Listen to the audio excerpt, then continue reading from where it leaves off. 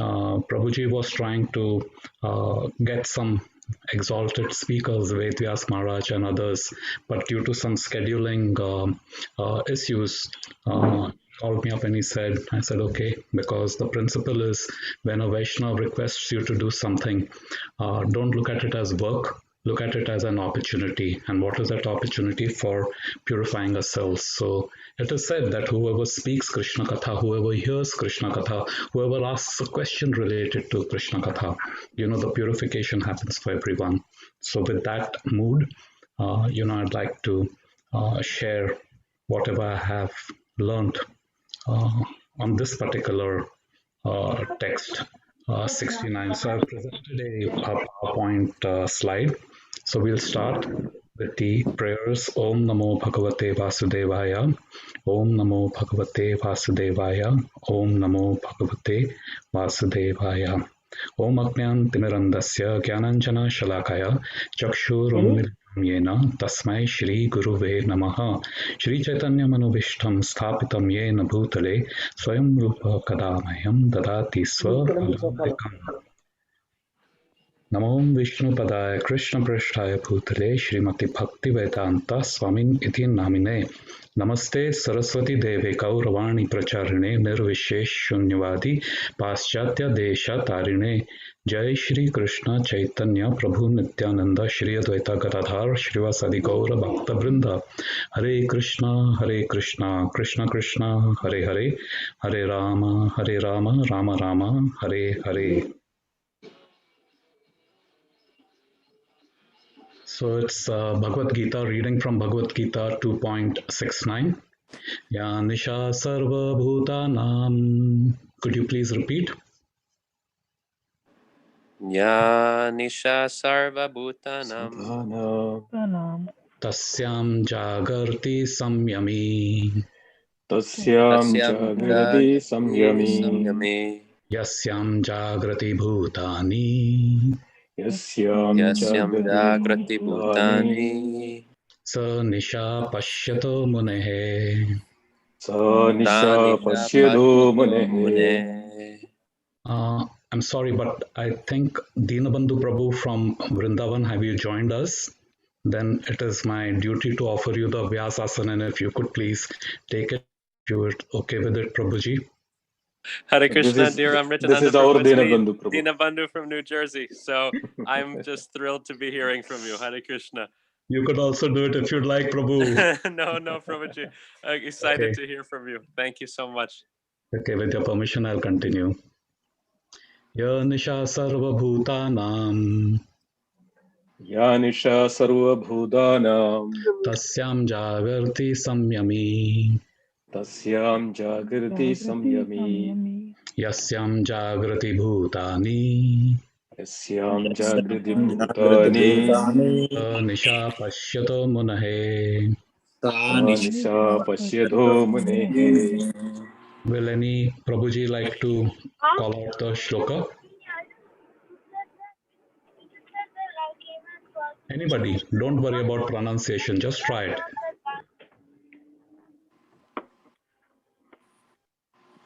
Ya Nisha Sarva Bhutanam. Ya Nisha Sarva Bhutanam. Tasyam Jagrati Samyami. Tasyam Jagrati Samyami. Yasyam Jagrati Bhutani. Yasyam Jagrati Bhutani.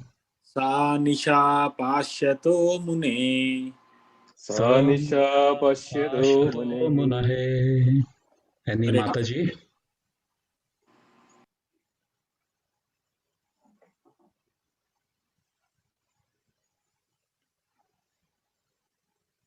Any Mataji on the call would like to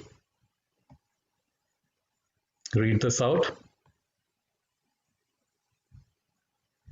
Okay, so we'll read the synonyms. Ya, what? Please repeat. Ya, what? Nisha is night. Nisha is mind. Sarva, all. Sarva, all. Bhutanam, of living entities. Bhutanam of living entities. Tasyam in that. Tasyam in that. Jagarti is wakeful. Jagrati is wakeful. Samyami the self-controlled. Samyami the self-controlled. Yasyam in which. Yasyam in which. Jagrati are awake. Jagrati are awake. Bhutani all beings. Bhutani all beings. Sa that is. Sa that is. Nisha night. Nisha night. Pashyata for the introspective. Pashyata for the introspective. Mune sage. Mune sage. Translation and purport by His Divine Grace A.C. Bhaktivedanta Swami Srila Prabhupada. Prabhupada ki jai. What is night for all beings is the time of awakening for the self-control, and the time of awakening for all beings is night for the introspective sage. Now, when I read the purport, if you could please meditate on the words which are in red, those are very significant and they form the basis of today's class. Purport: there are two classes of intelligent men. One is intelligent in material activities for sense gratification, and the other is introspective and awake to the cultivation of self-realization. Activities of the introspective sage or thoughtful man are night for the persons materially absorbed. Materialistic persons remain asleep in such a night due to their ignorance of self-realization. The introspective sage remains alert in the night of the materialistic men. The sage feels transcendental pleasure in gradual advancement of spiritual culture, whereas the man in materialistic activities, being asleep to self-realization, dreams of varieties of sense pleasures, feeling sometimes happy and sometimes distressed in his sleeping condition. The introspective man is always indifferent to materialistic happiness and distress. He goes on with his self-realization activities undisturbed by material reactions. I'll read this red font again. The man in materialistic activities, being asleep to self-realization, dreams of varieties of sense pleasure, feeling sometimes happy and sometimes distressed in his sleeping condition. The introspective man is always indifferent to materialistic happiness and distress. He goes on with his self-realization activities undisturbed by material reactions. What a wonderful way Prabhupada has put this into context.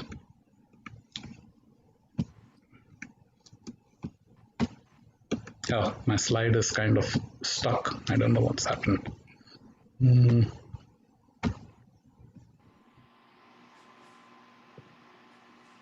I need to restart PowerPoint. Please bear with me. I'm sorry.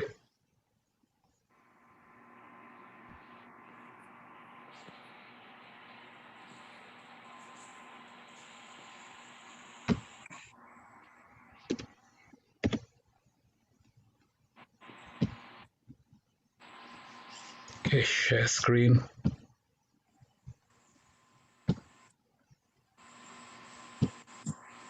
Okay, Prabhu's Matajis, can you see the screen?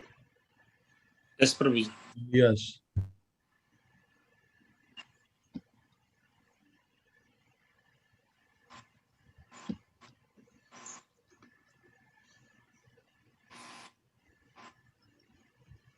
Oh boy, it's giving me some. Just bear with me a minute or two. This is what material world is about. Nothing goes your way.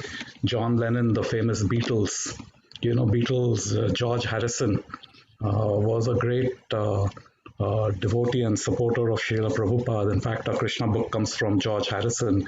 And even the other three Beatles, they were very cooperative and they very much appreciated Prabhupada's work. So,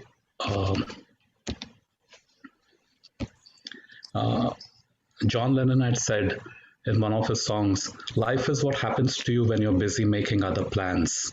So we're all planning this, that, things like that, but life takes its own direction.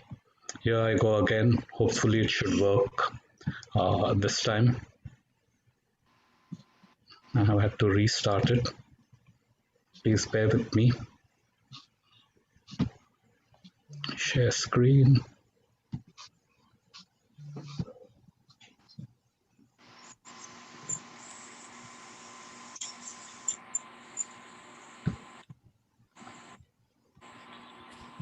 Can you all see the screen, Prabhujis?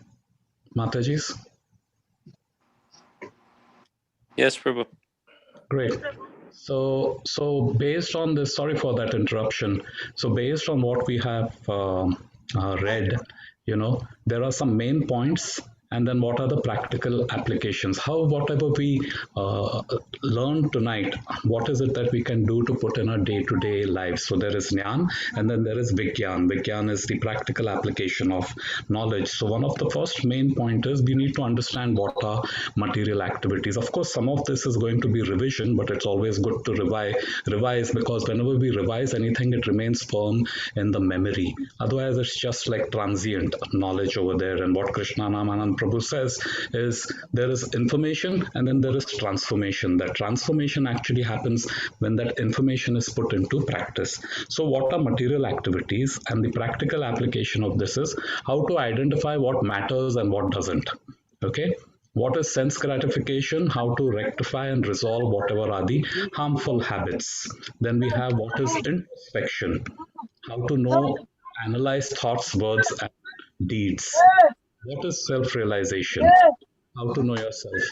Haribol, there's some child in the background who's calling out. If you could mute your microphone, much appreciated.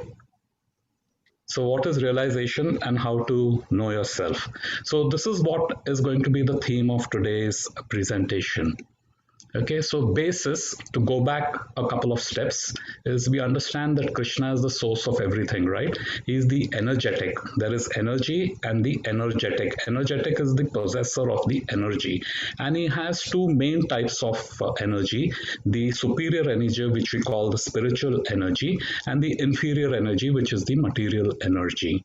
This Parashakti, superior energy, is Antaranga, which is the internal energy. It has three, and the marginal energy. It has these two classifications.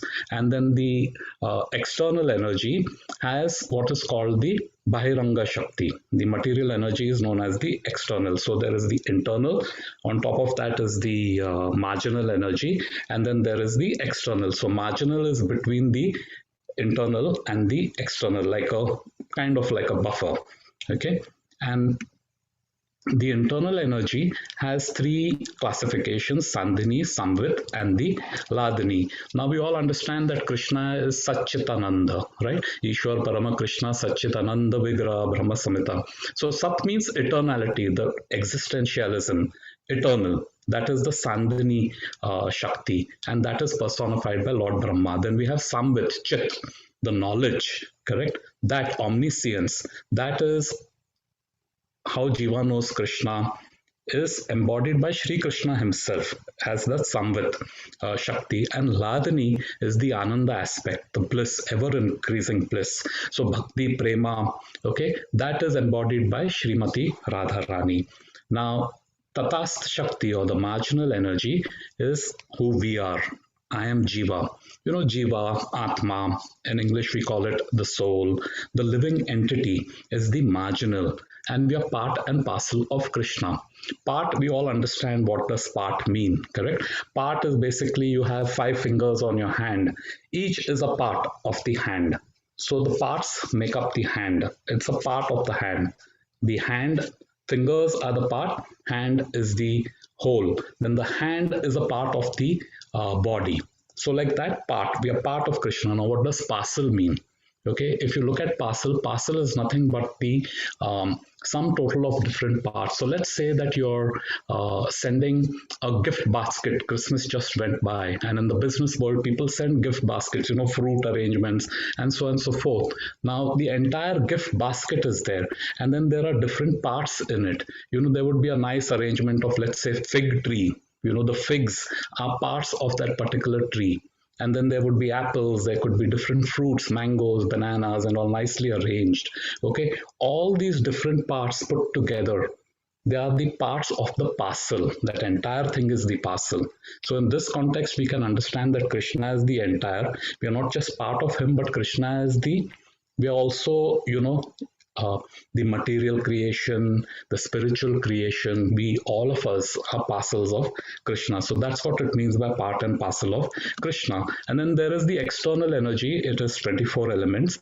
And of course, my gross body and my subtle body, what we can see, touch, feel, that is the gross body. And then the subtle body, which is, the intellect, the mind, ego, intelligence. So that is made up of these elements. That's from the external energy. Now, to understand the body, mind, and the soul combine, the connection, how it is you have the soul, and covering the soul is the consciousness. Prabhupada says consciousness is the symptom of the soul. Now, the consciousness, because it is conscious, it is alert, it's not dull.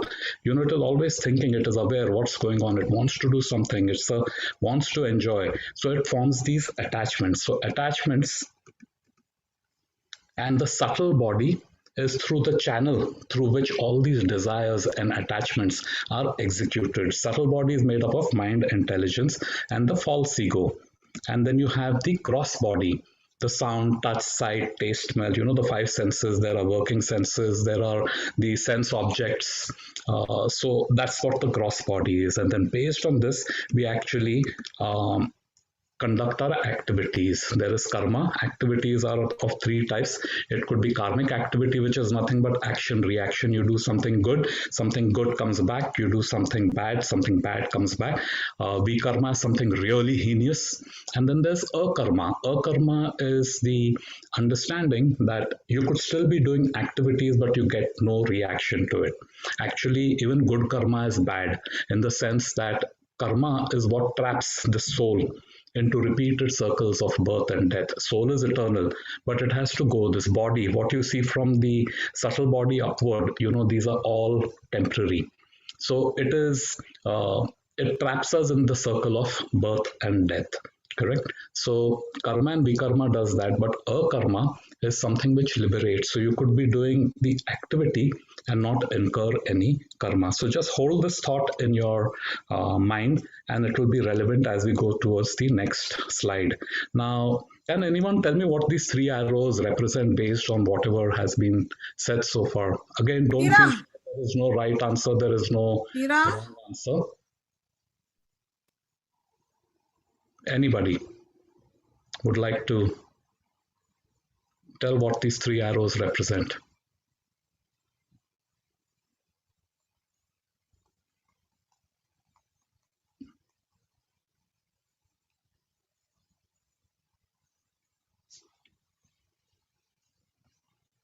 Haribol? Nobody? Haribol? Yes, please. Try.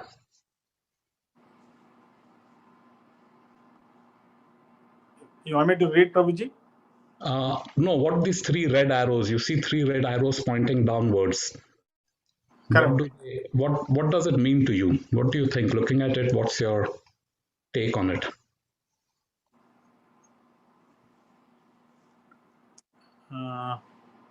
So life is up and down, and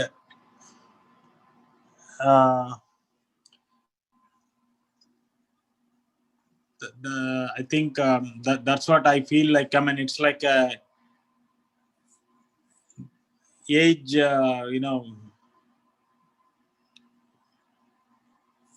Okay. Thank you. I appreciate you coming forward. Yes, Mataji. I'm not sure. I'm just it's a wild guess, Prabhuji. Yes. Like based on the shloka, right? Your interpretation, like what is night for all beings is the time of awakening for the self-control and vice versa. So maybe the middle arrow is the energy, the main source of light, and the left and the right one represents the day and the night. So it is like whatever is true for one kind of being is the false for the other being. Wonderful. Thank you, Prabhu. Thank you, Mataji, for sharing this. The point I'm making over here is, they say that a picture speaks 1,000 words. So this is like a picture, and then there is some inference. So Shweta Mataji drew some inference based on what was up ahead. Satish Prabhu had a different way of looking at it, and then he shared what he thinks it is. Correct? And this is how all of us from our childhood to even today, this is how when our senses get stimulation, either the eyes or the ears or the nose, whatever other senses get stimulation, this is how we make inferences. So there are the three types of how we get knowledge, correct? Pratyaksha, Anuman, and Shabda Praman. But actually what this is, correct, is what are we going to do about this slide? We are going to understand what are material activities. Okay, so material activities or sense gratification, that was one of the points we said we'll talk about today. So what we're going to do is material activities. Why are we learning this? So why sense gratification? So to understand sense gratification, there's the soul, and it has these four attributes, Aham Brahmasi, I am the spirit soul, I'm not matter, Sat Chit Anand, being part of Krishna. It has the same quality of Krishna. Only difference is that quality is same qualitatively, we are same quantity. Krishna is infinite, the soul is infinitesimal. It is Anandamaya Bhyas, it is full of joy and ecstasy. And what most important is, it's a part. Remember we spoke, Krishnere Nityadas, Jivera Swarupoi, Krishnere Nityadas. Soul is a part of Krishna. Now, soul, the symptom of soul is consciousness, awareness. So because it is conscious, it contemplates objects on sense objects. What are sense objects? Sense objects could be, okay, I'm looking at something, I'm seeing, I'm driving on the road and I see a sign for McDonald's. Okay, immediately I think of a burger or I think of nice hot fries. Wow, it looks so good, it tastes. I'm contemplating. Once I contemplate the sense objects, an attachment is formed. Oh, I want to have it. Once those attachments are formed, lust develops. Mostly people think lust is related to sex or the physical union between two human beings. Okay, but lust is actually an intense desire. And of all these intense desires, sex is the most intense. That's why, sex is synonym to lust and vice versa. So lust develops. And from lust, anger is born. From anger, when you get angry, okay, delusion arises. Delusion is total confusion, or, it's people say delusions of grandeur. Okay, I think I'm more than what I really am, and someone is less than really what he is. Delusion. Okay, that's what happens. Bewilderment of memory. When delusion happens, the memory gets bewildered, confused totally. And many a times we find out that I really don't know what I should be doing. Correct? And then when that happens, the intelligence is the power to discriminate, yay or nay. That is lost. And when that happens, the result is we get trapped in this samsara. Samsara is the cycle of birth and death. So here the eternal entity is caught up in a temporary situation, all the while changing one body to another. So this is what happens. Why it happens? Because of going through the consciousness to intelligence lost, and then the end result is circle of birth and death. So now we'll understand that we understood material activities. The next is, spiritual activities. What are spiritual activities? Spiritual activities, how do we engage in them? So what we understood is the soul, that consciousness, the attachment, etc. is through desires. Now all those desires are self-centered. For me, I, me, myself, mine, and extensions thereof. My child, my wife, my family, my country, my religion, my this, my that. So I am in the center. Okay, now spiritual activities, how we get engaged with spiritual activities is we do it for Krishna's pleasure. So instead of our sense gratification, the very same activity you're doing it for Krishna's pleasure. How do you go about doing that? Is thinking, feeling, willing, and acting.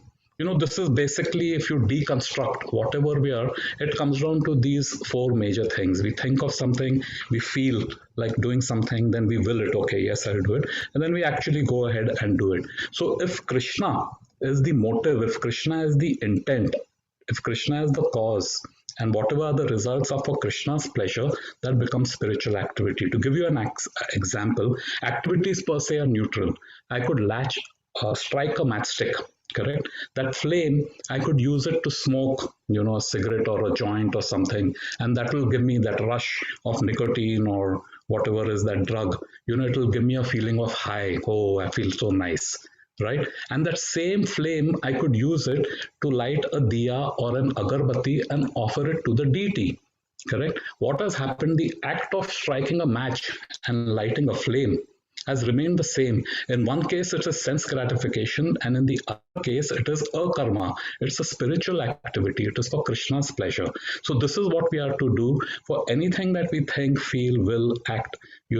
Whatever we are doing in our day-to-day life can literally be spiritualized as long as we put Krishna in the center. 2-3 days back, Krishna Naman Prabhu was saying that, we all apply these tilak, but over a period of years, it has become mechanical that, Om Keshvaya Namah, Om Madhavaya Namah, Om Narayana Namah, Om Govindaya Namah, all those 12 places we decorate our body. So we go through the motion of applying the tilak, and then once we are ready, okay, we'll just see whether it's straight and is the tulsi leaf proper, and yeah, we are done, which is good, better than having a blank forehead. Blank forehead is read somewhere, I forget who, is like a graveyard. But body is the temple. Paramatma also lives in us, so we decorate it. But when we are applying the tilak, Krishna Anand Prabhu says is be conscious that when you apply the tilak, what does this mean? This means that this is the toe of Vishnu, and this is the tulsi on his lotus feet. So the toe of Vishnu on my forehead, okay, my crowning glory, it means that his lowest part of the body is on my highest part. I'm the servant of Vishnu. So when we apply that and we go with that consciousness, that very act of applying tilak becomes spiritual, correct? So that is what spiritual activities are. And when we are doing spiritual activities, what is the result? We get detached from I, me, myself, mind, self-centeredness. Detachment from self-centeredness gives you freedom from cycle of birth and death, because you're no longer doing anything which is karmic, but it is a karma, right? When you're detached, you get attached to whatever is Krishna's and Krishna. When we talk about Krishna, is actually also Krishna's. So everything, Krishna is absolute, right? His name is no different than he himself. His form is no different than he himself. His flute, his devotees, his das, his servant of the servants of servants of servants, So when we get attached to Krishna, you can't be attached to Krishna, you can't develop attachment to Krishna without having attachment to Krishna's. Having attachment to Krishna's is the actual way to develop attachment to Krishna. In fact, Krishna appreciates it more if you are attached to his devotee rather than him directly. So attachment to Krishna and Krishna's, and then once that happens, there is eternal existence of ever increasing bliss. This seems to be a simple statement, but there's deep significance in it. Prabhupada says we all have experienced happiness, we all have experienced some level of ecstasy. Maybe the first time you fell in love, maybe you had the first time you saw your child or you held your child, and there are so many things there are that bliss, but those are just temporary. And the fruit of joy are seeds of sorrow. Prabhupada says in material world there is no such thing as happiness. It's just the temporary cessation of misery is what we call happiness. To give you an example, a person is dunked. His head is put under water. When his head is put under water, he can't breathe. It's a very uncomfortable situation. And just when his lungs are about to burst, you pull him up again. He takes a deep gas. And he feels a sense of relief. Then again he is dunked. Again he's pulled up, again he is dunked. And we can experience, all of us have first-hand experience with this, that whatever has given us joy, you buy a new car smell, and everyone is giving admiring looks. We also feel so nice, we are driving that new car. But after a couple of weeks, couple of months, that new car smell goes away. And in a couple of years, it starts giving problems. And then you worry, oh my God, I have to take it to the mechanic and this guy is going to just swindle me. So it becomes a source of misery, whatever it is. But when you have this kind of consciousness, attachment to Krishna and Krishna's, that bliss component is only ever increasing. It's like it doesn't end. It's at this level, then next level it increases. Why? Because Krishna himself is infinite. So that is what eternal existence in ever increasing bliss. That's what is spiritual activity. So what, how, and the result. right? Then we come to introspection. That was another point which was made. Introspection is nothing but self-examination of thoughts, words, deeds, and emotion. I take a moment, I step back, and I reflect. You get it? I take some downtime. It is done in a structured way. It is not only when something screws up and then, oh, you know what happened, and now I'm thinking. We should make some time, at least daily, if not, at least do a week or sometimes spend time for yourself, okay, and in a structured manner. Why did I have this thought? Why did I say this? Why did I do what I did? Why do I feel this way? Why did I get anger? Why did I feel affection? Examine these things, and when we examine this, it gives us a whole new perspective instead of just being caught in doing stuff. So that is what introspection is. It's a very, very important aspect. Okay, and no one is too busy to introspect. Believe me, if it is too busy to introspect, is like an animal life. A donkey doesn't think about it. Why am I being whipped? Why am I being carrying so much load and all that? He just goes about doing whatever it is. End of the day, he'll get a carrot and little food. He is happy. Correct? But we human beings with a higher intellect, we should put it to proper use to introspect. Okay, now Toyota is a very famous car company, and it's one of the largest and very successful. There are thousands and millions of parts and processes to assemble cars, so many makes, model. They have something which is called root cause analysis of problem solving.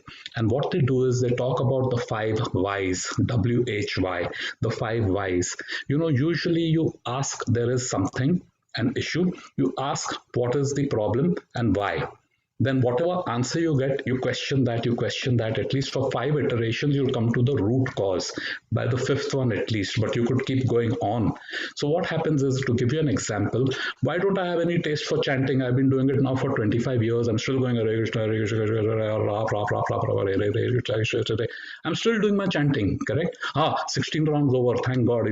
I was able to complete my quota. I kept my promise to Guru Maharaj and over, but no taste. Why is there no taste? We should ask this question. Why don't I have taste for chanting? Of course, in classes, lectures, we've heard Vaishnavas speak, why no taste for chanting and all that. So we should ask ourselves, why doesn't Amritananda have ruchi for chanting? Okay, then when we reflect on this, when we introspect, we'll get an answer which says, because I don't chant properly. Very good. Why don't I chant properly? I don't chant properly because my mind runs here and there. Now, usually we stop at this. I don't chant properly. I have no chanting ruchi for taste for chanting because my mind runs here and there. Hey, mind is the culprit. Okay, mind is the culprit. Yeah, even Arjuna says, I can control the wind, I can't control the mind. Okay? So we are very happy with it. And then we try everything to do mind control. Okay, mind can't be controlled. You can't control mind. That's a separate issue. Mind can be directed. Mind can't be controlled. But we are happy with this. But then if you question, why does my mind run here and there? Is I can't control it. Why can't I control it? I can't control it because I don't want to control it. If you are actually honest with yourself and you ask, you have to be honest in this exercise. There's no right answer. The right answer is when you're being honest with yourself. Because I don't want to control it. That is the issue. And why don't I want to control my mind? Because I am lazy. This is my case, okay? I don't mean offense to anybody. Because I am lazy. I'm used to doing things that I'm habituated to. Because if I have to concentrate on listening to the holy name, okay, I'll have to pull my mind rather than run alongside with it like a chaperone. I'll pull my mind back, but to do that, I'm lazy. Oh, it's okay. I have just to do 16 rounds. Okay. Hare Krishna, Krishna. Waiting to come to the head beat, switch, and again go back to the small beat. Again go back to the head beat and keep counting. That's all I'm focused on. So I'm lazy. I'm used to doing things in a particular way, and I don't want to upset the apple cart. Status quo, let it be. So now that I know I'm lazy, the question should be, what can I do to overcome my laziness rather than what can I do to control my mind? So you see over here, the second why is because my mind runs here and there. And the actual root cause, if you go, is because I'm lazy. So that reveals and opens up a whole new thing. That's what introspection does. So it comes to self-realization. Introspection is very necessary for self-realization. I got this very nice definition from Wikipedia. Fulfillment by oneself of the possibility of one's character or personality, one of the definitions of self-realization. What a beautiful way to express it. Fulfillment of oneself. Oneself, who am I? I am the spirit soul, Aham Brahmasi, correct? Of the possibilities of one's character. There is no good or a bad person. These are all material designation. Male, female, Indian, American, white body, black body, criminal, law-abiding, educated, rich, poor, all bodily designations. It means nothing. These bodily designations. Oh, this guy is gay, this guy is straight, this guy is bi. I mean, there are innumerable designations, but that's not who your character or personality is. Your character personality is the spirit soul. And what is it? The spirit soul, that personality is something which can't be taken. A person could be an Indian. I was born Indian. I migrated 25 years ago. Today I'm an American citizen. Correct? I'm Hare Krishna and I hope I remain Hare Krishna, but something can happen and I can change Hare Krishna. Hindu can become Muslim, Muslim can become a Jew. It means nothing. These are all bodily designation, but something which can't change. You can't change. Water will remain wet, chili will remain spicy. That essential defining characteristic of that person. So what is the soul? Soul is Nityara Krishna Das. Jivera Swarup Hoy Nityara Krishna Das. So on basis of that, if we understand this self-realization, we come to what is called Atma Shakshat Kara. What a beautiful word also. This is a Sanskrit word. Atma, is soul. Sakshat. Sakshat is the witness. Okay? Witness. Kara. Sakshat, the person who witnesses his soul. I have lived 57 years, this body, okay? I'm still trying to understand who the soul is. Every morning I get up, I brush my teeth, I look in the mirror and I think, this is Amritananda's. I'll comb my hair trying to make Amritananda's look better. Okay, I'll dress up, I'll go to office, probably if I have a meeting, I'll wear a suit and a tie and, meeting with a client. That's what it is. I'm used to my body and this body is changing day by day. There's not a single cell in my body, billions of cells, which is who I was 7 years ago. It is completely new. But my soul, totally unknown. Okay, so the one who witnesses his soul, that is self-realization, the process of witnessing, looking, understanding. How we do it is through introspection. I spoke about root cause analysis, through knowledge. Not just any knowledge, knowledge related to this spiritual sciences. How we get them? Through the three foundation, Guru, Sadhu, Shastra. Discipline. It's not just, oh, today I'm interested in knowing what the soul is. That people go to somebody dies, they go for a funeral and then they realize, oh man, it could happen to me too. And then we start becoming reflective and introspective. That is called Smashan Vairagya. That is called, discipline. Because once this inquiry is there, we need to pursue it. We need to keep pursuing it. We need to know more and more about it. So that pursuance of that spiritual knowledge is called sadhana. Okay, the practices that we do. And the fourth pillar is practice. Okay, how do you practice the sadhana? In the company of devotees. There are such wonderful devotees in this ICNJ Sangha. There is such wonderful devotees if you go further on. You take the Tobacco Temple. There are such devotees, New York area. There are such devotees if you go on the East Coast. You go through America, you go through Europe, you go through India, you go through Asia. There are devotees in Japan who are doing such wonderful kirtan. There are devotees in China who are chanting the Mahamantra. There are devotees in Russia. And internet makes it possible to just actually associate with these people. So in Vaishnava Sangha, you learn the do's, you learn the don'ts. Okay. Like this afternoon, I'll give you an example. I was talking with Simheshwar Prabhu. I asked him, Prabhu, how do you keep going? There are so many obstacles which come in life, professional, personal, even in sadhana. When we are doing things, nothing is ever smooth sailing. There's all ups and downs. So any person who says, I've always led a straight life, doubt him. No one can lead a straight life. It's full of up and downs and zigs and zags. Okay. I asked him, Prabhu, how do you maintain this? He told me such a lovely thing, so simple. He's saying, Prabhu, I have faith. I have faith. He has faith in Krishna. such an important thing, faith. He's saying it's like how when a child holds his father's hand. When he holds his father's hand, he knows that, yeah, my dad is going to take care of everything. He's not worried about anything. So he has developed that level of faith.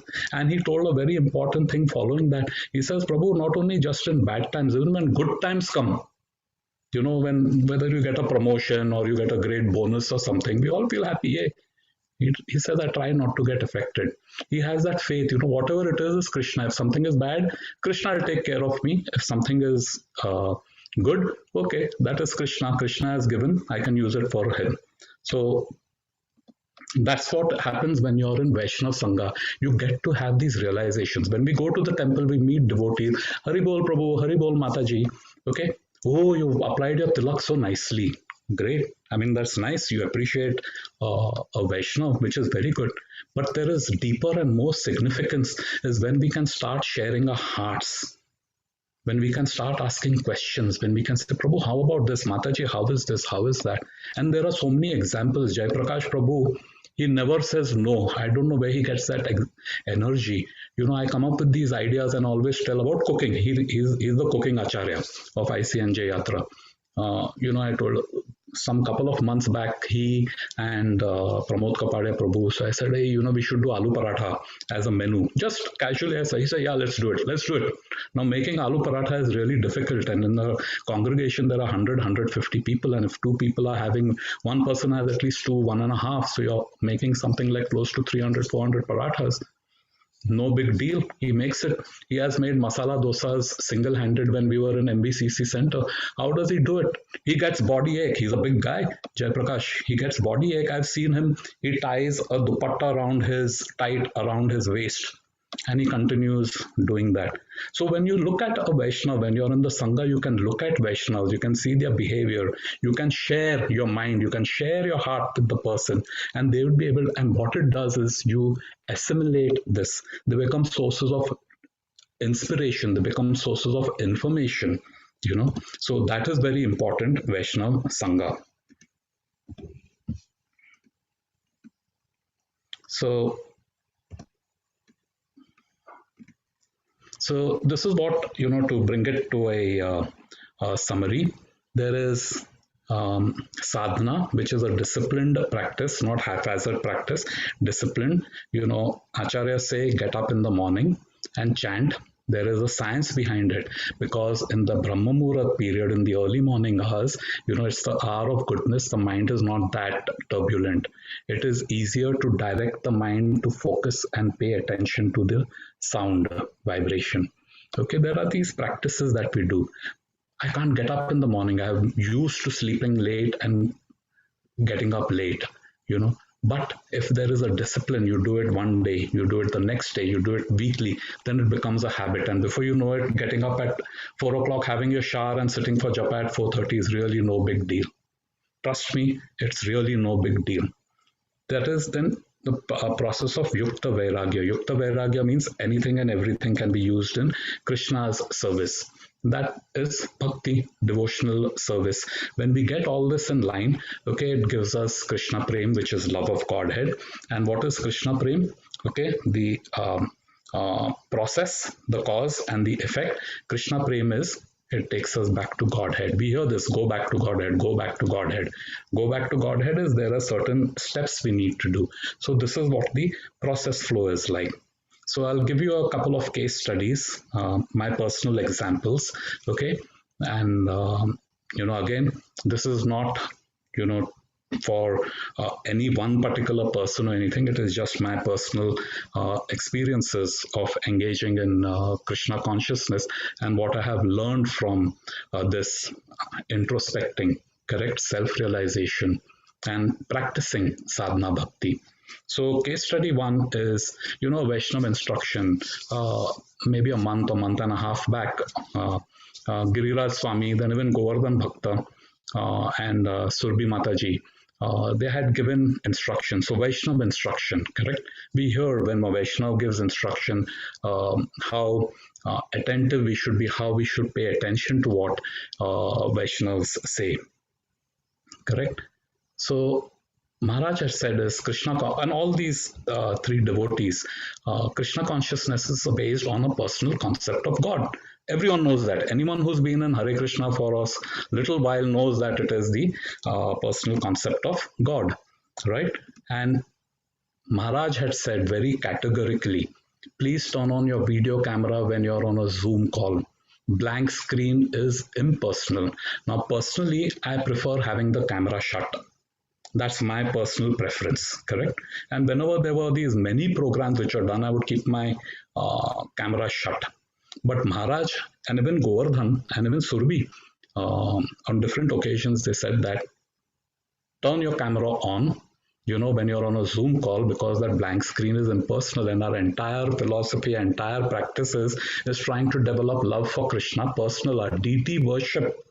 We are worshipping a deity at our homes and in the temple is so that we can develop attachment to the form. Otherwise, like Jnani and all, we're just looking at the impersonalism. We're just looking at the Brahma Jyoti. Correct? It has no form, nothing. We're just looking over there. But no, Prabhupada and Acharyas have said the personal form, there's Krishna, Satchidanand Vigraha. That's why we are worshipping the deity, so that we can develop this attachment to him. What was my habit? Correct? Now, this is what the instruction and my habit, and as I told you, my preference. Like a Sthita Pradya, a few days back we discussed, like, the tortoise withdraws its cell, allowed to be Sthita Pradya, anonymous mode, completely. No one can see me. Why was I doing that? Because when camera is switched off, it would give me the flexibility to sit anyway, to recline, to even be on the chaise with a couple of pillows propped up and holding the laptop up here on your chest, being quite lazy. The way I would eat, it gives me the flexibility to eat and munch something. I don't need to be properly attired. I can browse the phone, the lecture's going on, something pings and look at it, oh, what's going on? No one's watching me. So it gives me that flexibility. That was what my habit was. Okay. But please note, this is only during the Zoom call on the Hare Krishna related. But if there's a Zoom call with my customer, I'm properly attired, sitting up straight, buttoned up with the video on, professional. And I thought to myself that something which is professional and there is something which is spiritual. How am I treating the spiritual aspect? No person who's working will go on a Zoom call in an anonymous mode when they're having a meeting. If you're having a meeting with your boss or with your colleagues or something like that, and I have been in meetings where there are several and those screens go on and on and on, you have to keep scrolling. Then you put it on speaker mode so that when someone speaks, it comes up, but everyone else is still on. So if in the professional world I can do it, why is it I'm treating the spiritual world, which incidentally is more important and the basis of everything, why am I treating it casually? So that was what my habit was. So then there is this question of obedience. Now when you obey it, okay, let's try it. You do it once, you do it twice, you do it thrice. Okay, it overcomes this bad habit of mine to sit properly, to dress properly, stay focused. Why? Because I'm being watched. Character is who you are when no one is looking. So I'm being watched. And what has this resulted in? It has resulted in more attention and absorption. I'm getting a little bit more understanding because now there is a level of seriousness. All it happened with the simple thing of turning the camera on. So what Maharaj had said and what Govardhan Prabhu, Surbi Mataji and all has said, when it was put into practice, okay, the result is it has benefited my sadhana. So introspection, discipline, and division. And here is the last one, very light case study number 2, bhoga. Some people have deities at home, and even if you don't have deities at home, just with the picture, try offering whatever you eat. Before you eat, you offer. So bhoga offering. Now my wife is in India, and I've been cooking, and I learned cooking because of ISKCON of Central New Jersey. I didn't know cooking. And you cook for 100, 150, 200 people. Festivals and all, we've cooked for 7,000, 8,000 and silly numbers. No one knows how, somehow or the other it happened. So I'm used to cooking in big quantities. And home cooking, it's just, 3-4 of us. So when I was cooking bhoga, my wife has said that, when you're doing, just make small quantity. Don't go your temple quantity, because if it doesn't turn out well, then haribol, all that thing goes to waste. Okay, so I made bhoga. This is just yesterday. I made a bhoga offering for breakfast. Okay, the bhoga offering, then eating prasadam, and then honoring prasadam. Now see this, eating and honoring, same thing, prasadam. After bhoga it becomes prasadam, eating and honoring. And I think it was Madhupati Prabhu or some in one of the classes, they had said that, we should honor prasadam, we don't eat prasadam. And I had this realization yesterday of bhoga. So for the bhoga, I made shakkar paratha. It's like a sweet paratha with a lot of sugar in it. It's a paratha. I don't know how to cook. For the love of God, I can't make rotis. It comes all crooked. And then I made it small because you don't make big sizes when you're trying out something. And it came all crooked and it was hard. So I said, this doesn't look right to give Nitai Navdeep Chandraji. So I also, to supplement it, I made oatmeal porridge. There's oatmeal, there's banana. So I quickly rustled it up, made an oatmeal porridge. And then after the bhoga offering, as I was eating prasadam, I was thinking of Malpua Rabdi. Those of you who are from Indian continent will know Malpua Rabdi is a delicious combination. It's like a pancake. The Malpua is a crispy, sweet, crispy, hot, pancake straight out of the frying pan. And the Rabdi is condensed milk, thickened with a lot of dry fruits and stuff, and it's chilled. So you have that combination of hot and chilled. It's like divine. So whilst eating, I looked at it and I said, hey, this looks like Malpua Rabdi. And then I was fantasizing about Malpua Rabdi in my mind whilst I'm eating the bhoga, the prasad of shakkar paratha and oatmeal porridge. And then honoring prasadam. Whilst I was eating, I said that, hey, Prabhu had said we should honor prasadam. That thing somehow or the other hit the consciousness. And then I had this realization that honoring prasadam means being in the moment, focused on the moment for the entirety of that moment. So when we do this, and not just for eating prasadam, in anything that we do, whether DT service, whether in our work, whether the time we spend with our children, with our spouse, with our friends, anything, when we are in the moment, focused on that moment, nothing else, no disturbances, just focused on that moment for the entirety of that moment. Okay, that is something which you actually honor, not only the act, but the person whom you're engaged with in that act. So that is what was for me honoring prasadam. Again, introspection, discipline, division. This was the shakkar paratha. So you can see my paratha, it's all crooked.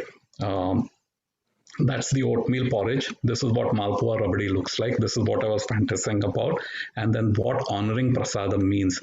You see how Prabhupada is having his prasadam. And I'm not able to enlarge this picture, but if you go on the Google search and say image of, Srila Prabhupada honoring prasadam, this will pop up. And just see the concentration on Prabhupada when he's eating, when he's honoring prasadam. So that Prabhu's Mataji's was the presentation. We come now to question answers. If you have a comment, reflection, any correction, any question, please ask. I have also put Bhaktisiddhanta Saraswati Thakur Maharaj's darshan. It was his disappearance day a few days ago, last Saturday, in fact, 1 week ago. And I'll strongly recommend everyone, go on YouTube and look at Rishta Mataji's class on Bhaktisiddhanta Saraswati. At that time, Rishta was, I think, 12 or 13 years old, just a little child. Now she's about 15 years old. Beautiful class she gave about Maharaj's pastimes. And the picture you see on the left of Srila Prabhupada, that has been painted by a prisoner who's currently incarcerated in the prison system. And he has taken to Krishna consciousness. He's a devotee and he's no different than you and I. We think he's incarcerated. It's just that he has a small little cell, maybe about 10 square feet or 15 square feet. And we live in our homes or apartments, which may be 1,000, 2,000 square feet. He has just restricted moment. He could go out to the yard or somewhere for a few hours a day. Even we have a little restricted moment. We can go a little bit further away. correct? He can't do, he has to make do with whatever is given to him. We try to make do with whatever we can get. So in a sense, we both are prisoners. Our souls, who we are imprisoned in this body. This body is like a jail for us. So that introspection, when we get into this introspection, we get to self-realization, is the way of getting out of this prison and actually living life. So thank you, Prabhu, Matajis. Any questions? Any reflection? We can do it now. Srila Prabhupada ki jai.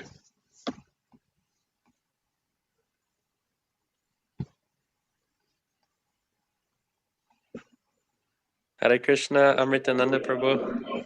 Yes, Prabhu, Haribo. Hare Krishna. Thank you so much. Thank you for the chance to hear from you. I really love hearing from you. I just wanted to, there's so many nice observations you made. Something that comes to mind for me that you mentioned about going to the temple and how we see devotees. And there are so many wonderful devotees there, but at the same time, we may only be able to say, you know, Hare Krishna Prabhu, Hare Krishna Mataji, nice to see you, so good to see you. And we don't always get the chance to have that kind of deep sangha, deep exchanges of the heart, deep discussion. So I was just wondering, you know, if you had any thoughts that you could share about that, the importance of having those heart-to-heart exchanges, and also how we can do it when sometimes we are running around in the temple and doing so many services and things like that. Sure, I'll try to answer this. We know the 6 loving exchanges between Vaishnavas, correct? The basis that sharing prasadam, inviting over for prasadam, giving gifts, receiving gifts, sharing your mind confidentially, and also listening. Correct. Now, what you say is actually what happens. You go to temple, you have many services. You could be on the altar, you could be cooking, you could be doing whatever. Book distribution, you just come to pick up a case of books, and there are many devotees. You can't sit to socialize with each person. We are social creatures. We need socialization, correct? So what we can do is we should be able to make some time. Okay, what I was giving the example of the temple is when we go to the temple, okay, and let's say you have some downtime and you're in the temple, you come to listen to a lecture, okay, the lecture will start in some time, the Aarti Kirtan and all, you come over there. There are other devotees. Strike up a conversation and ask, Prabhu, Mataji, how did you come into Krishna consciousness? What do you think about this? What do you think about chanting? How do you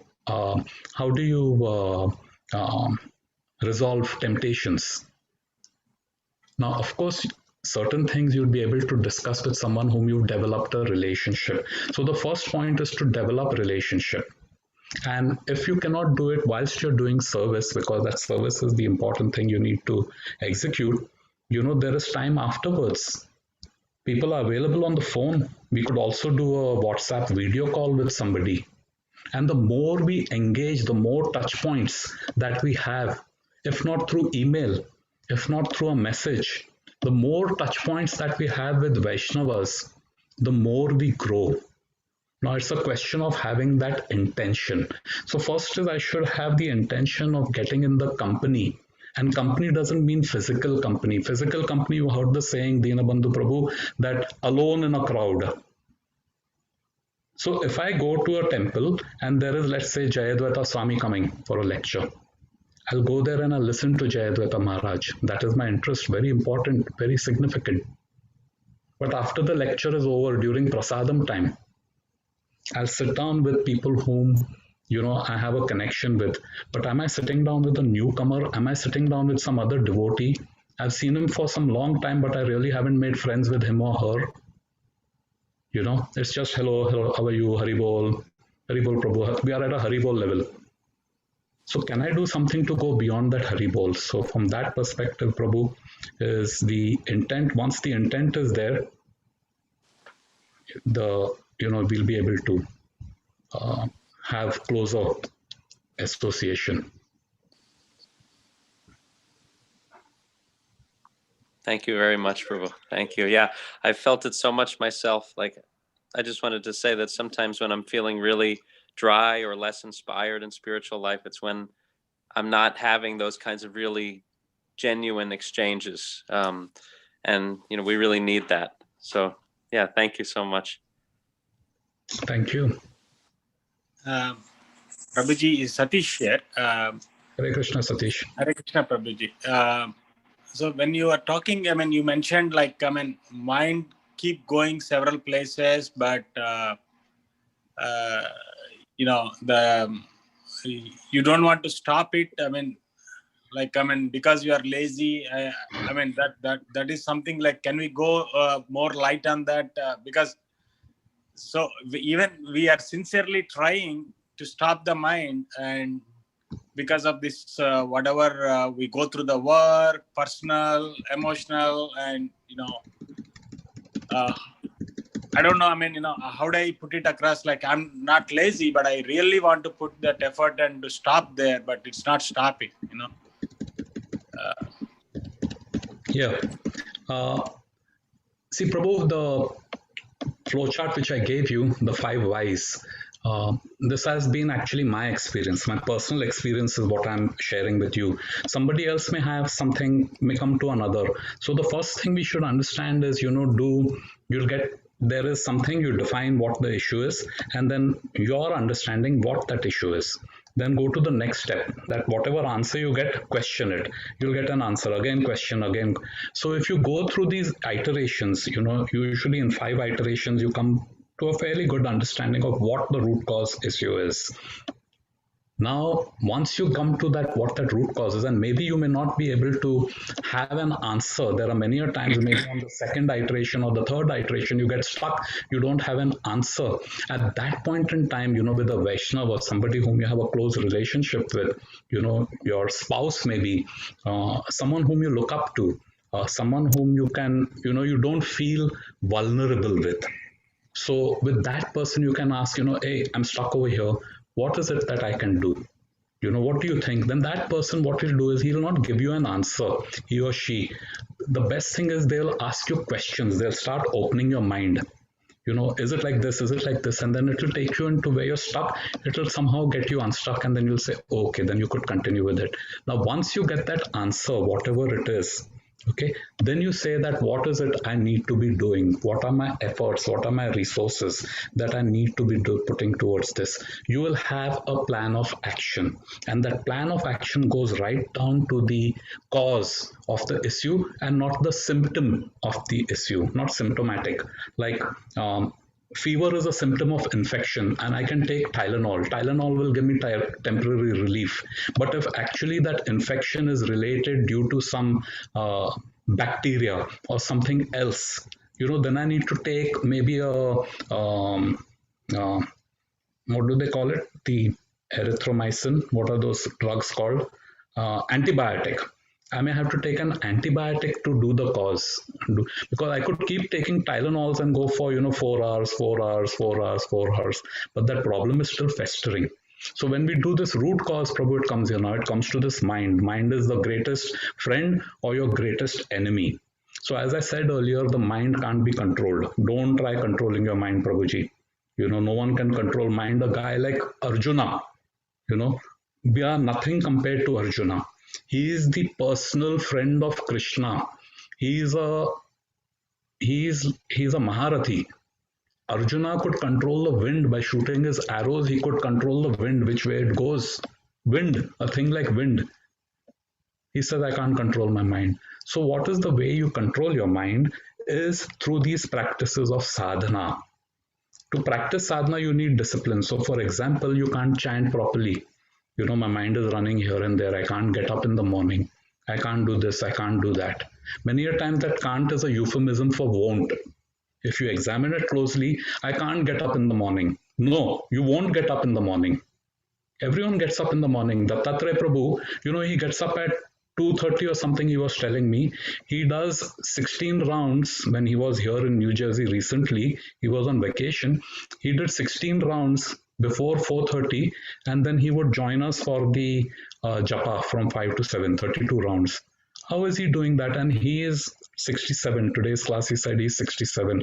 Actually, thanks to Dattatreya Prabhu, today I got a lot of my material from his, the devotion and the renunciation aspect from his class.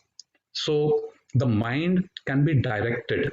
So if I can't do something, understand that, most likely it is I won't do something. Now I won't do something, like I said, then you do these analysis, RCA, root cause analysis. And then the mind has to be directed. The mind wants to go and eat the McDonald's fries. The mind wants to do that. Now you can say, no, I won't eat, I won't eat, I won't eat, I won't eat, I won't eat. That will happen temporarily. It may happen for 1 week, it can happen for 1 year, it can happen for 30 years. Okay, one day you will fall down. All these jnanis, they go up, and the Brahma Jyoti, and they go up and they are there for millions and millions and millions of years. But eventually they fall down because their mind, that desire comes up. So instead, if you want to eat fries, all you have to do is, I'll cook fries. I'll try and make fries for the deity. The same act, the desire which you had, you're engaging. And when you start engaging, putting Krishna in the center, initially it will seem like an impossible task. That's where discipline comes in. So tomorrow morning you say, I can't get up at 4:30. You say, I will try to. Okay, on Sundays I'll get up at 4:30. Every alternate day or every odd day I'll get up on 4:30. On weekends I'll get up at 4:30. I can do only one round. Okay, on my birthday I'll do 5 rounds. On my child's birthday I'll do another 5 rounds. On slowly but slowly, when you have that intent, everything is related to intent. So the mind, if you, Bhaktisiddhanta Saraswati Thakur Maharaj says, you beat your mind with a chappal in the morning 100 times, and in the night before going to sleep, you beat it with a broom 100 times. Of course, you can't beat it, but figuratively, you have to you have to direct it. The mind will say this, and mind, believe me, will fool us into giving all the reasonable, all the plausible, and all the superb reasons as to why to do or why not to do something. We're fooling ourselves. But if you take a step back and you observe yourself thinking, why am I thinking this way? Think yourself not to be the mind. Put yourself that I am the soul and observe it. When you start observing what you're thinking, what you're feeling, what you're acting, your actions, your deeds, when you observe it, when you get detached, you're like the soul, the witness. Sakshatkara, Atma Sakshatkara, you're witnessing it. And at that point in time, that doesn't become so intense. You can understand for what it is. Hey, this is just like a monkey.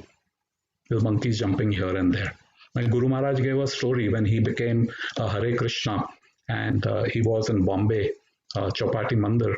His parents came from the US, they're from Chicago, and then he took them to Elephanta Caves. It's a historic site. And a monkey snatched Maharaj's mother's purse and he jumped up on the tree. Now, Mataji's passport, her money, credit cards, everything were in the purse. So obviously it was quite a dire situation. So Maharaj, what to do? So the monkey started opening the purse and biting the credit card, and monkey is a monkey. So what Maharaj did is, there was a banana seller, fruit seller, just a little distance ahead. So Maharaj went running and Maharaj explained, I don't have any money, what to do, so and so. So the fellow says, it's not my problem. I can't give you. So Maharaj just picked up one banana and went running, and this fruit vendor chased Maharaj, and Maharaj threw the banana at the monkey. Now Maharaj says his aim wasn't good, and it went a little bit away from the monkey, that banana, and the monkey jumped to catch that banana. And when he jumped to catch that banana, he dropped the purse down. And that's how they got the purse. So Maharaj's realization and his instruction is, our mind is like the monkey. We grab something and then we're chewing on it and eating it. So we have to throw something which is for that mind. So similarly, when the mind is chewing on, I can't get up, that discipline is what is the throwing of something else. And that the mind will latch on to it. And when it latches on once, it latches on twice, it latches on 3, 4 times, it becomes a habit. Prabhupada said, you don't feel enthusiastic, you act enthusiastic. And when you act enthusiastic, you will be enthusiastic. So you can't get up in the morning, set your alarm at 4 o'clock, 4:30, 5, 6:30, whatever, maybe half an hour before you normally get up. You can't get up. Don't hit the snooze button. Then there are certain practical tips. You can put the alarm a little distance away. When you get up with a spring in your step and stand up immediately. Don't sit in the bed, stretching out and rubbing your eyes and all. Stand up and straight away walk to the bathroom. Now, if you do this as a practice, what happens is the moment we are sitting on the bed, we are thinking like, oh God, the comforter is so warm. I was so nicely like a cocoon I was sitting in over there. I have to get up over here to do japa. Anyway, I can't concentrate. Why the hell am I going through all this thing? That's how the mind then starts talking to us. And then we are like Nandi Bell. Yes, yes, yes, yes, yes. We are agreeing. Intelligence is not using it to tell the mind, stay in your place. But when we get up, physical activity, we get up and we walk away from the bed. You go into the restroom, you start brushing your teeth, that activity. The mind forgets that it has the warm comforter and all that stuff. So break it down into series of steps. These are all the tips, but that tip is nothing until and unless the intent is there. So Prabhuji, that's... Thank you, Prabhuji. Thank you very much. Hare Krishna.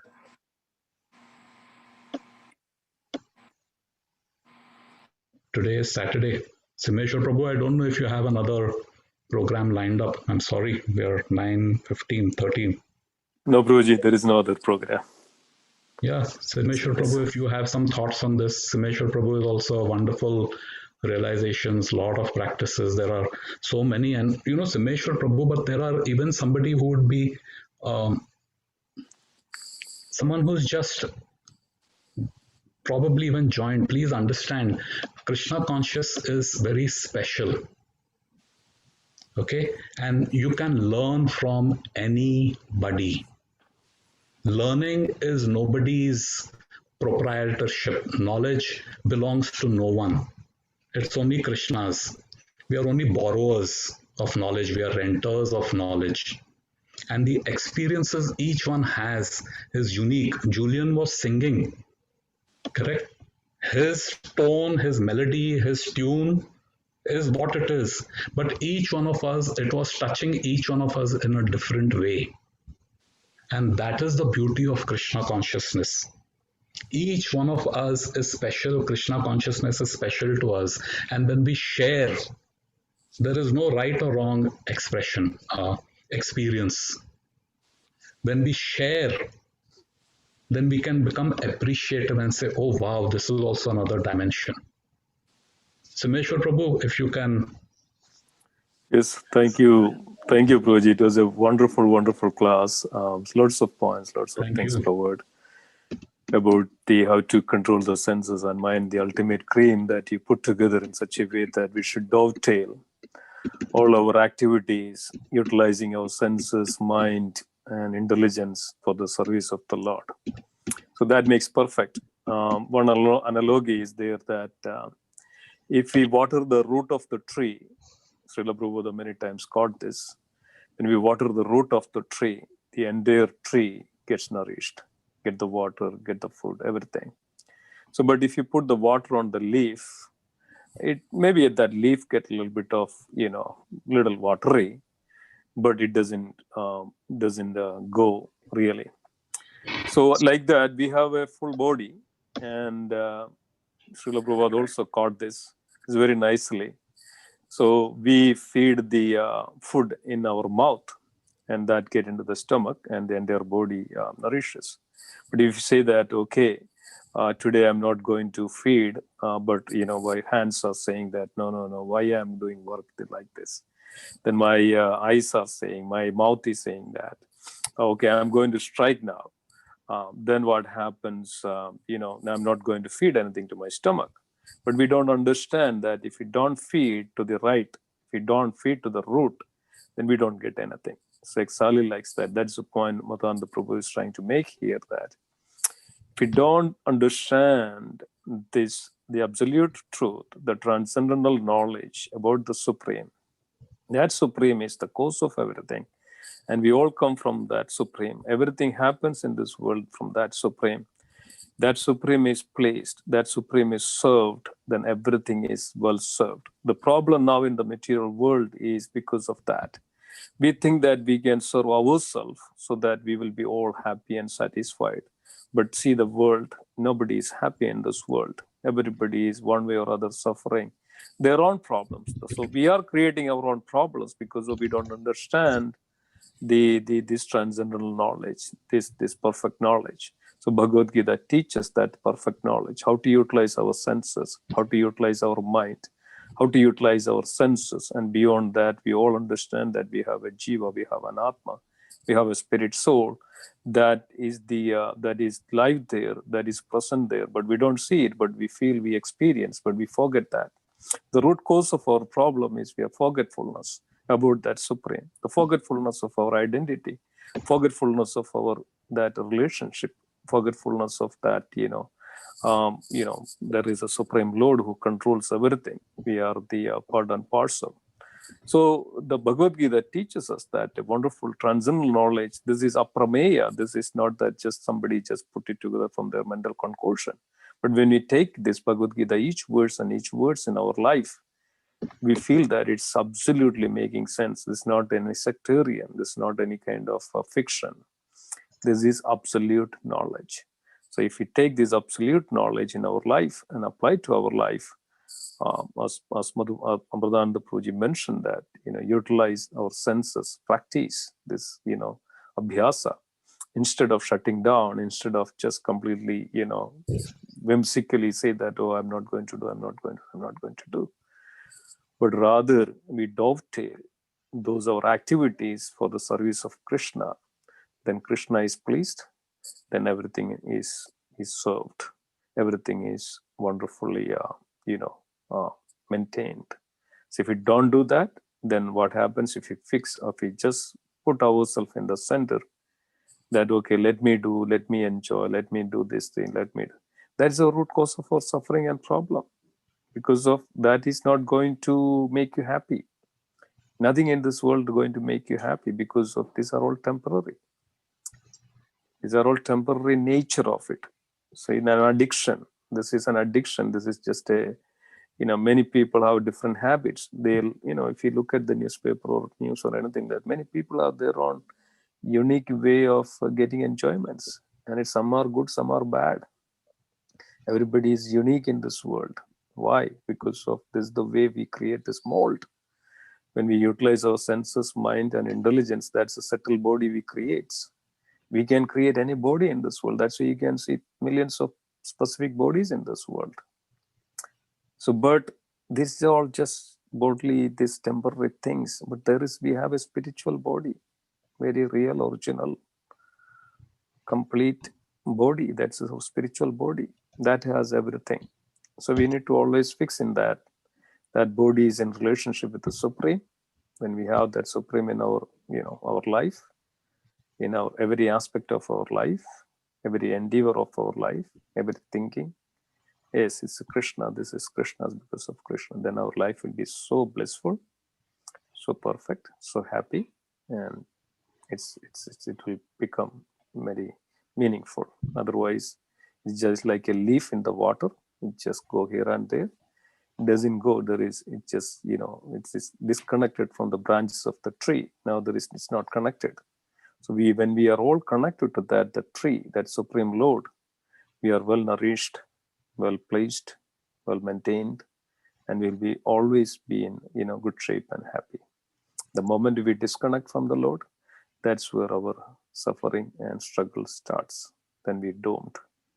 We don't know where we'll end up. It's like a leaf fall into the water. It goes into the many curves, many flows, many rivers, many places. It goes into the ocean and then just disappears. So, but if it is connected to that Supreme, it's always nourished and green, and it's always good. So that's the summary Prabhuji was putting together. Thank you so much, Prabhuji. Wonderful class. Hare Krishna. I saw Sudhakar Belam Prabhu on the what do you call that? And I remember maybe a year or 2 years ago, he works somewhere in the city, or he takes the New Jersey Transit and gets down at Edison, and Savita also used to work in New York and comes. So their timings used to be together. And I used to see Prabhu had a really cool gadget. He used to have a portable bicycle. He used to fold it It's completely folding, and then he used to open it out and sit on it, and then he used to go pedaling home on that bicycle. And then I was just thinking like that is, how we carry Krishna consciousness. And Krishna consciousness is something which could be, when required, it can be condensed. So if you're going to a workplace, someone had asked, how can I be putting a photograph or listen to kirtan at your workplace? But there are so many ways Krishna consciousness, like that bike, it can be folded and collapsed and you carry it with you. Or when you're on your way home or in the temple, you can open it out and fully be engaged with your Krishna conscious activities. So Sudhakar Prabhu, your portable bicycle was able to relate to Krishna consciousness. I don't know if he still has it, but very nice. Very good. I don't know, it's Saturday night. If anyone else has a question or a comment or a realization, reflection, please feel free. Or we Hare can Krishna, Prabhuji. Yes, sir. I just have a question. In one of the slide, you were describing the soul characteristics, right? It's mentioned aham brahmasmi, right? Yeah. Usually, I thought that's associated with Advaita philosophy or Mayavada philosophy, where they just say that aham brahmasmi, that means just you are the God, right? Is that something, I mean, we also consider that as part of our Gaudiya Vaishnavism, the term aham brahmasmi? Prabhuji, can you elaborate?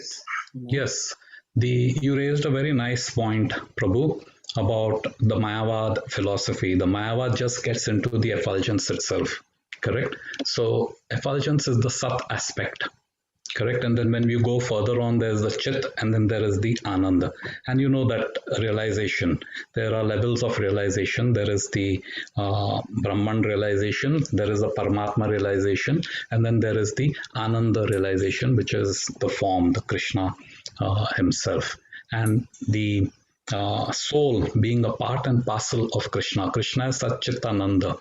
So even we are Sat Chitananda. So that's Sat, the existentialism, the eternality aspect of that soul.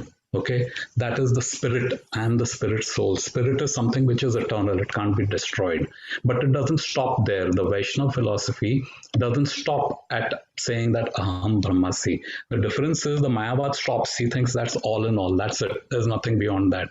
But the Vaishnava, he looks at not only I am the spirit soul, the Sat aspect, he also knows that there is a Paramatma, okay, and then there is the Ananda aspect, Satchitanand. So the Vaishnava realization is the complete or the full realization, which includes the Aham Brahmasmi. Likewise, you see there are so many different dharmas or processes of realization. Correct? There is the yoga, karma kanda, there is jnana, there is buddhi, which is like bhakti. But each one progressively includes the other one. So if someone who's just doing it on a fruitive activity, that person or that man or woman's realization was just so much limited only. But a person who's done, has up to bhakti yoga, all realizations, whatever is there, is included. Just like we have relationships, there are 5 rasas. It starts with the neutral and it goes all the way up to the conjugal. So conjugal includes Vatsalya, Sakhya, Dasya, and Aishwarya. But Aishwarya includes only Aishwarya. Dasya includes Aishwarya. Sakhya includes Dasya and Aishwarya. So this Aham Brahmasi is the soul, is spirit. In that sense, we should understand it is spirit. The eternality, that aspect. I am the spirit. But it's not just I am the spirit. It also says that I am Krishna Nityadasa. That understanding. Krishna Nityadasa. It's not that I'm same. That effulgence of mine is same as Krishna's effulgence. No. Krishna's effulgence, like he's infinite. We are infinitesimal. Little bit. He is Ananda. Krishna is Ananda. That's what each and every one of us, if you look at it, if you deconstruct ourselves, our thoughts, our words, our deeds. What are we trying to do? We are trying to be happy. We are trying to improve the status quo. I came to this country 25 years ago. I had a 100,000 mile second-hand Honda Civic stick shift car with the side window broken. Very happy. But then after a while, I said that, oh, now I need a new car. Then you take a loan and buy a new car. Then after a while, that new car, oh, now I need a BMW. Oh, now I need a Tesla. I need a this. Why? Because it's giving me some happiness. Then I ask myself the question, why do I want to be happy? Why? Why don't I want to be sad? Of course, there are some masochists who take pleasure in misery. That's a mental imbalance. But for a normal person, everyone, the king is trying to be happy, the beggar is trying to be happy. American wants to be happy, the Indian wants to be happy. Third world country, first world country, everyone wants to be happy. All of us are in pursuit of happiness. Why? Because that is our nature. Anandamaya abhyas. And we're finding for happiness here and there. We're finding for happiness in that, what are those different types? Anandamaya, there are different stages. We're finding happiness in just looking at eating and taking care of the body. We try to find happiness in intellectual pursuits. Oh, that guy is a very good speaker. He speaks great philosophy. Very nice. It titillates the mind. We get happy. So, when we get the proper understanding of the soul is part and parcel of Krishna because it is a parcel of Krishna, part and parcel, part is meant to serve the whole. That is why Krishna and Nityadas, the soul can't be separated from Krishna. Our consciousness is separated from Krishna. We are still connected. As you and I are talking right now, Krishna is sitting between us. Krishna is in my heart, Krishna is in your heart, Krishna is in every atom, Krishna is in the ether, Krishna is in the ethernet. Krishna is everywhere. You can't turn your back from Krishna. Dhanurvar Maharaj has said this. One of my favorite instruction. He says, you can't turn your back from Krishna. I can turn my back from you, Sudhakar Prabhu, because you are only at a localized in one place at one time. Krishna is everywhere, every time. So I can turn my back from you. If you're facing north, I can turn my back from you. I can also face north, and now I've turned my back to you. But that's not with Krishna. If Krishna is facing north and I turn, east, Krishna is there. I turn upside, Krishna is there. Everywhere, Krishna is there. So how can you turn your back from Krishna? We are all connected to Krishna. That material energy is also Krishna's. It's only an illusion. In a dream, anything is possible. Anything. You can think you're flying. You can think you're fighting with tigers. Whatever you want in your dream is allowed. But that's not reality. Reality is no one is disconnected from Krishna, but our consciousness is turned away. That's why they say this world is Maya, that which is not. Thank you, Prabhuji. Thank you, Prabhuji. I think that helps clarifying. It's in Vaishnavism, basically, it goes beyond that Aham Brahmasmi. Yes. Where Mayavada philosophy, they are just focused on that alone. So we go beyond that. And then. Yes, Prabhu. Thank you, Prabhuji. Thank you. Dinabandhu Prabhu, would you like to share? Or anyone, Mataji, anybody. I'm not a teacher, I'm a student like you.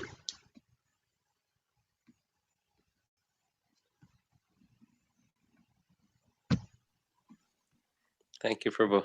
Thank you so much. Yeah, this, what you just spoke about, Aham Brahmasmi, and this remembrance that we are spirit, but at the same time, there's this Sat, Chit, and Ananda.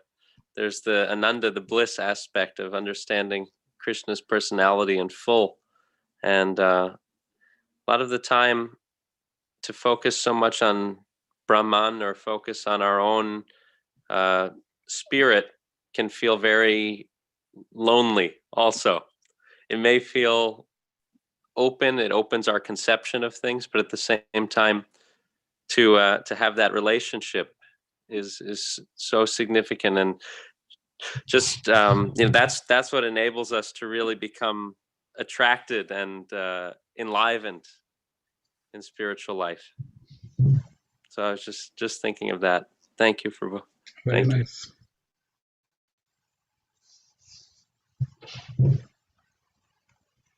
We have Julian, we have Atul Prabhu. Atul Prabhu is a good friend who attends the morning and evening programs.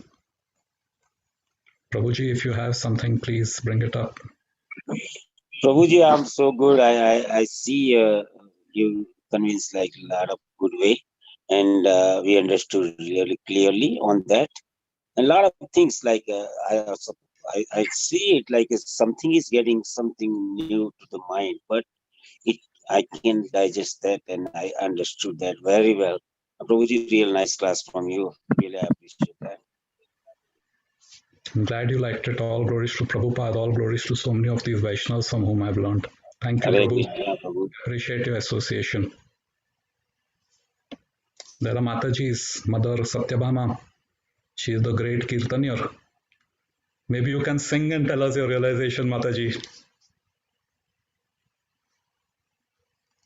Radha Mataji, Radha Prem Prada Mataji, Gaurika Mataji.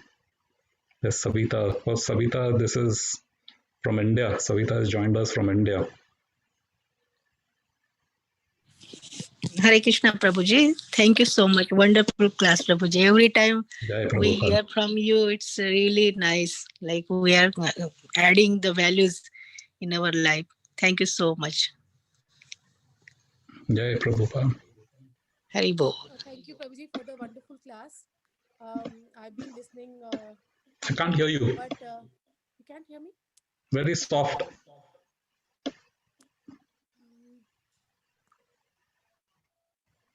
Try Mataji. We'll try and hear. I'll increase my volume. Sure.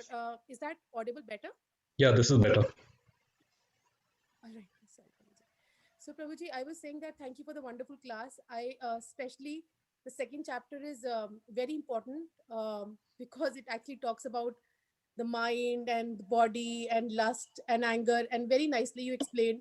And especially, sometimes it is so much, every word has so much importance and knowledge that that sometimes by the end of it that I tend to understand, how do you, but the way you explain the presentation form, I wanted to actually ask you if you can share that presentation. It will be helpful because when you're reading in the books and with that points, it actually you can concentrate on the right path, how your mind works, how you have to. So it was a very nice presentation and great if you can share it.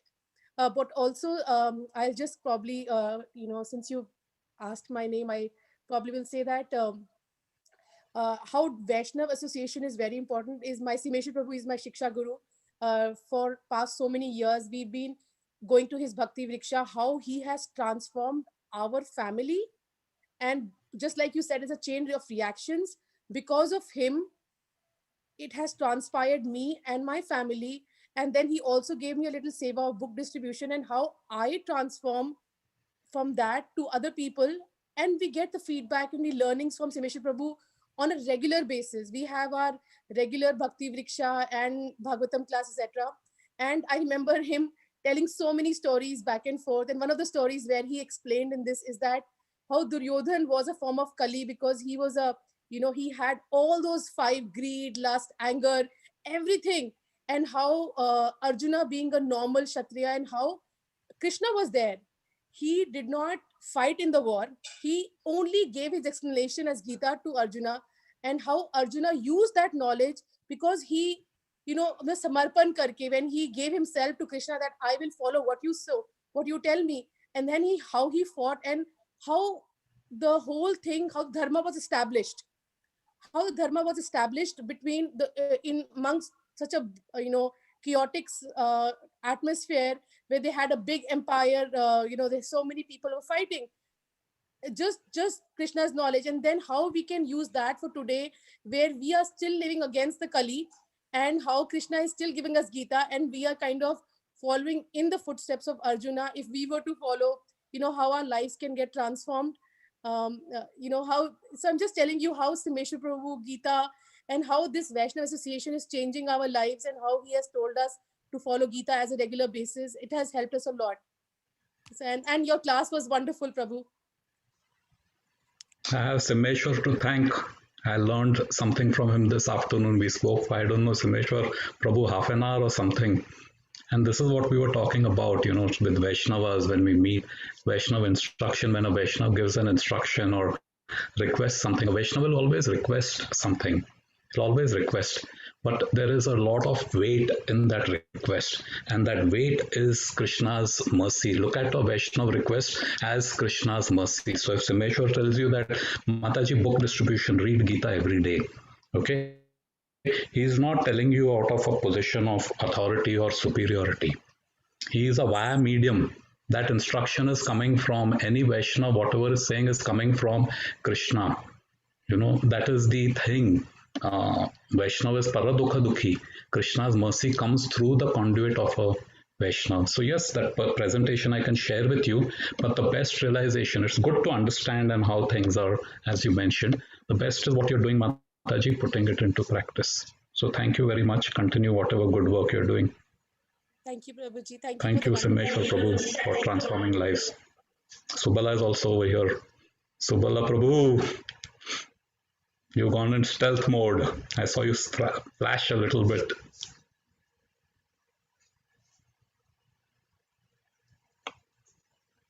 Very good. So, Savita, would you like to say something?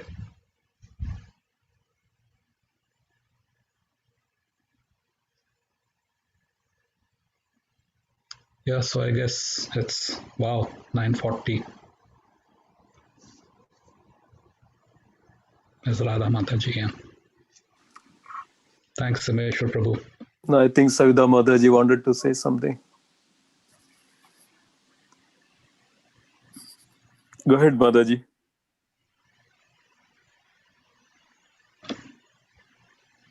She's having some tech issue. The mic is off, but we can't hear her. Savita, you may need to turn your mic volume on, or... Okay, maybe she can't. I think trying. Yeah, she's trying something. Okay. Yeah, I guess next time.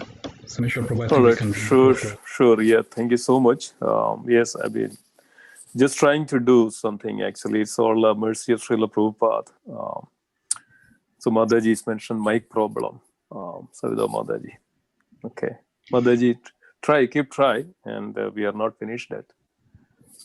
If you can try to speak, and if as soon as we hear your voice, we will stop and you can speak. Yes, thank you. Thank you. I mean, yes, we're trying to do something. This is the mercy of Srila Prabhupada. It's not none of us. Srila Prabhupada's mercy is really there. Srila Prabhupada is actually guiding. And remember that, always mentioned it, Gaura Leela, this is also part of Gaura Leela. Srila Prabhupada is a Senapati Bhakta. And Srila Prabhupada is actually taking all the devotees and bringing together. It's not anybody else's, but only Srila Prabhupada's mercy. And please remember that. This is the wonderful, wonderful, wonderful mercy of Srila Prabhupada. I feel nothing else, just Srila Prabhupada's mercy. So please be there so that Srila Prabhupada is so pleased. Srila Prabhupada is calling you, each and every one of us, that to be, as Srila Prabhupada mentioned, that somebody asked Srila Prabhupada, how all these devotees, if they just chant 16 rounds and just go around and things like that, how they can attain the Supreme Lord. Srila Prabhupada said that, yes, they may not go through the direct door, but I know there is a back door. I have an entrance and I can take everybody through that back door. So yes, so this is the mercy of Srila Prabhupada. So just cling on the Srila Prabhupada's mercy, and when Srila Prabhupada is pleased, everything is very nice.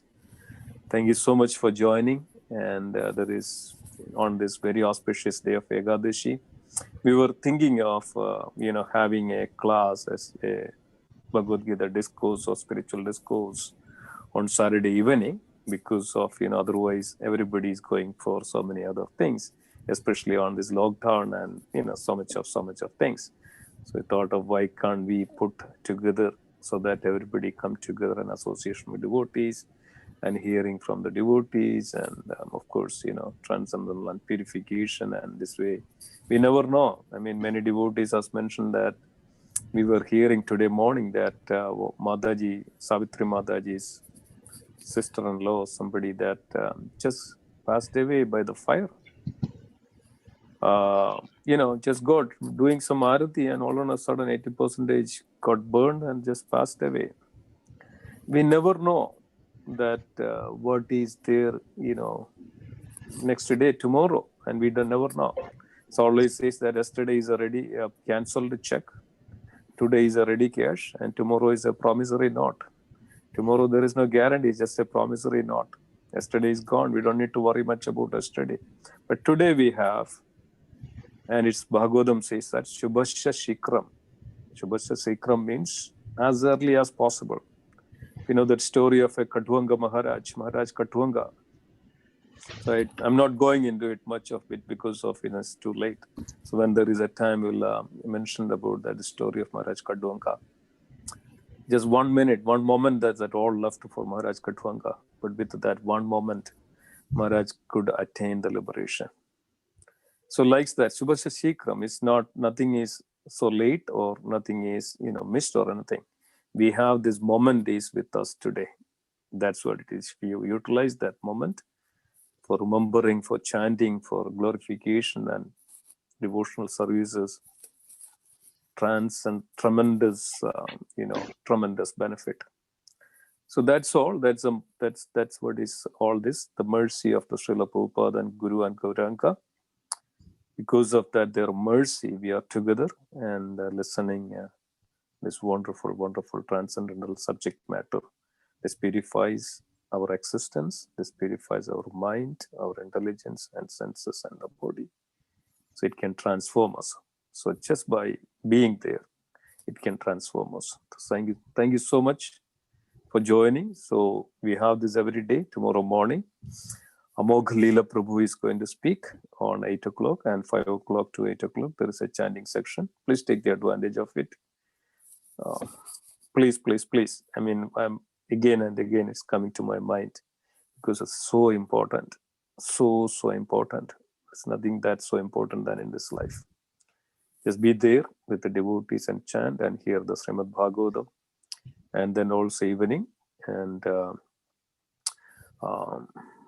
I just forgot who is speaking on the evening. Can look it up. Evening is actually Hari Prasad Prabhu. Hari Prasad Prabhu is one of the great scholar. He is actually the behind lots of things in the ISKCON. And we had some discussions, one conference in the last week and a few weeks back.